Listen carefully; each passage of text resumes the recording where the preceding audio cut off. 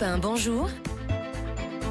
Marion Calais. Dans la question santé ce matin, un mal qu'on appelle souvent mal du siècle. 9 Français sur 10 disent souffrir du dos. Bonjour docteur Kirzek. Bonjour Marion. Alors évidemment, il y a une nuance à faire entre les différentes formes de lombalgie, d'autant que certaines sont assez méconnues. Exactement, en fait il y a deux grandes catégories de lombalgie. Il y a celle qu'on connaît qui est mécanique, quand vous bougez, vous portez une charge lourde et hop ça va faire mal, c'est le lumbago. Mais il y a une deuxième catégorie qu'on appelle le mal de dos inflammatoire. Et c'est la première question que votre médecin va vous poser et que vous devez vous poser quand vous avez mal au dos.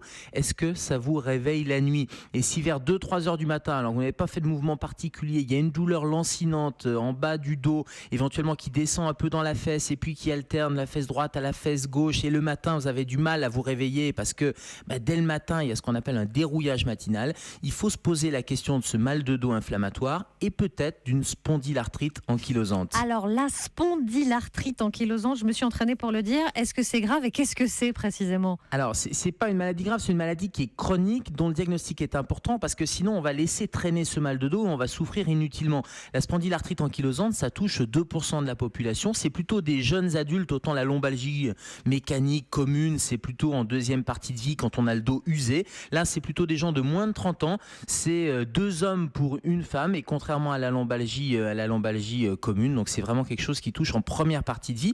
Et votre médecin, il fera le diagnostic clinique et puis il va faire des examens paracliniques et il fera notamment une analyse génétique parce qu'on sait qu'il y a une prédisposition et c'est ce qu'on appelle le HLA-B27. C'est-à-dire qu'en faisant une prise de sang, on va pouvoir mettre en évidence cette prédisposition génétique et poser le diagnostic de spondylarthrite. Et ensuite, une fois que le diagnostic est établi, il y a des traitements?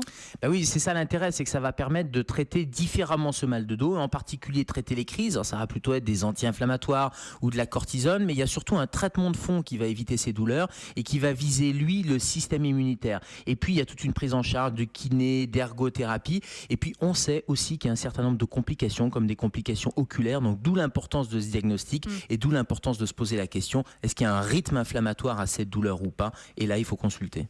Et l'importance donc de bien traiter et de ne pas laisser traîner un mal de dos. Merci docteur Kirzek.